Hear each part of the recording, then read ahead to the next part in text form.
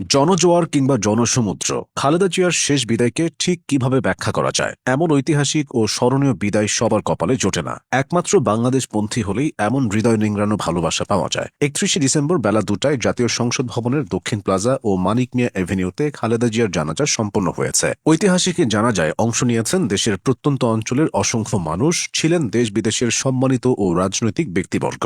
বাংলাদেশের প্রধান উপদেষ্টা ড ইউনূস ছাড়াও উপস্থিত ছিলেন পাকিস্তানের উপপ্রধানমন্ত্রী ও পররাষ্ট্রমন্ত্রী ইসহাক দার এবং দেশটির পার্লামেন্টের স্পিকার সর্দার আয়াজ সাদিক।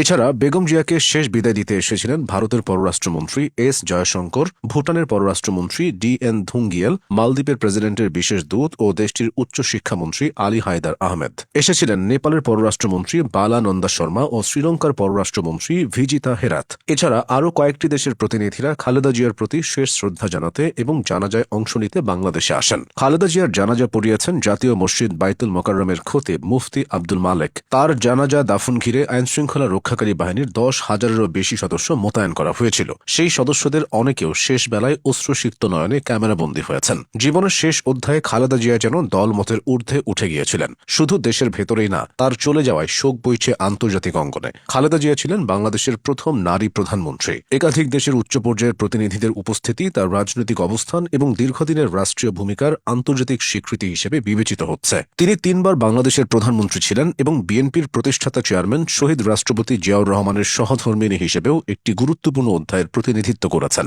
তাই পরাশক্তিধর আমেরিকা থেকে চীন, ভারত থেকে পাকিস্তান সবাই শোক জানিয়েছে। 30 ডিসেম্বর ঢাকার মার্কিন দূতাবাসের ভেরিফাইড ফেসবুক পেজে দেওয়া এক পোস্টে খালেদা জিয়ার গভীর শোক প্রকাশ করা হয়।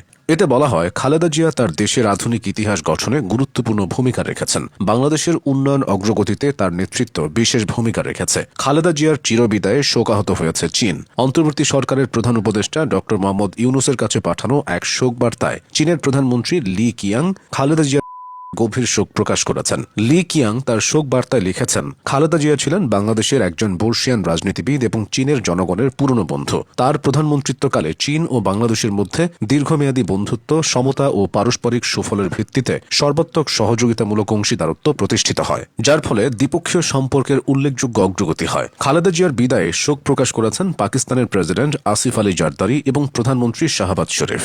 শোক প্রকাশ করে ভারতের প্রধানমন্ত্রী নরেন্দ্র মোদী এক শোক বার্তায় তিনি বলেছেন, বাংলাদেশের প্রথম নারী প্রধানমন্ত্রী হিসেবে দেশের উন্নয়ন ও ভারত বাংলাদেশ সম্পর্ক উন্নয়নের ক্ষেত্রে তার গুরুত্বপূর্ণ অবদান চিরস্মরণীয় হয়ে থাকবে। এদিকে গভীর শোক প্রকাশ করে জার্মানি দূতাবাস জানিয়েছে, দীর্ঘ রাজনৈতিক জীবনে বেগম জিয়া বাংলাদেশের রাজনৈতিক প্রেক্ষাপট গঠনে গুরুত্বপূর্ণ ভূমিকা রেখেছেন। গত কয়েক দশকে তার সঙ্গে জার্মানির সম্পৃক্ততার কথা স্মরণ করছে জার্মানি। এর মধ্যে রয়েছে 2004 সালে ঢাকায় জার্মানির পররাষ্ট্রমন্ত্রী ইয়স্কা ফিশারের সঙ্গে তার সাক্ষাৎ এবং 2011 সালে রাষ্ট্রীয় সফরে জার্মানির প্রেসিডেন্ট ক্রিশ্চিয়ান উলফের সঙ্গে তার বৈঠক। এছাড়া খালেদা জিয়ার বিদায়ে জাতিসংঘ ও ইউরোপীয় ইউনিয়নও শোক জানিয়েছে। তবে শোকটা এখন সবচেয়ে বেশি বাংলাদেশের মানুষের, কারণ খালেদা জিয়া দেশের মানুষকে নিজের পরিবারের অংশ মনে করতেন। 2015 সালে লন্ডনের এক অনুষ্ঠানে তিনি বলেছিলেন, দেশের বাইরে আমার কোনো ঠিকানা নেই, দেশই হলো আমার ঠিকানা। এই দেশ, এই দেশের মাটি ও মানুষই আমার সবকিছু। 10 বছর পর দেশের মাটিতেই তার শেষ বিদায়টা হলো। তার জন্য কেঁদে ভাসালো গোটা বাংলাদেশ।